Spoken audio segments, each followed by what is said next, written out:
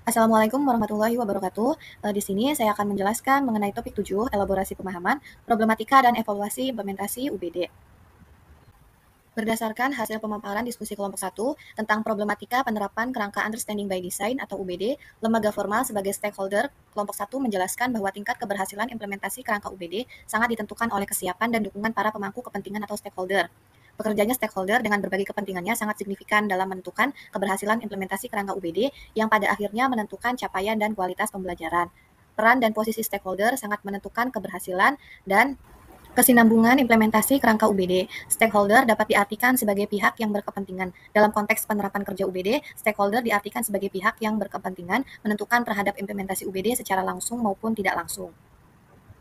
Berdasarkan hasil jurnal yang saya temukan, stakeholder dipetakan menjadi 3 jenis, yaitu stakeholder primer atau pemerintah, stakeholder sekunder atau kepala sekolah, pendidik, dan tenaga kependidikan, peserta didik, staf administrasi, yayasan, dan komite sekolah, stakeholder tersier atau masyarakat mitra penyedia lapangan pekerjaan. Peran stakeholder. Yang pertama, Kementerian Pendidikan. Menyelenggarakan urusan pemerintah di bidang pendidikan anak usia dini, pendidikan dasar, pendidikan menengah, dan pendidikan masyarakat. Yang kedua, Dinas Pendidikan. Memberikan fasilitas pada tiap-tiap satuan pendidikan, menjamin kelancaran proses belajar mengajar agar lebih efektif. Yang ketiga, Komite Sekolah. Memberi pertimbangan, dukungan, kontrol dalam terlaksananya kurikulum pendidikan di sekolah untuk mencapai tujuan-tujuan pendidikan yang diharapkan. Yang keempat, masyarakat. Merupakan pihak yang berpartisipasi secara sadar untuk berkontribusi dalam program pengembangan kurikulum pendidikan dari perencanaan, pelaksanaan, monitoring, sampai pada tahap evaluasi. Berdasarkan perbandingan antara pembahasan diskusi kelompok 1 dengan jurnal yang saya temukan adalah memiliki kesamaan terhadap penjelasan tentang problematika penerapan kerangka Understanding by Design atau UBD di lembaga formal sebagai stakeholder, yaitu stakeholder memiliki peran penting dalam tercapainya implementasi kerangka UBD karena stakeholder merupakan pihak-pihak yang berkepentingan dalam implementasi kerangka UBD.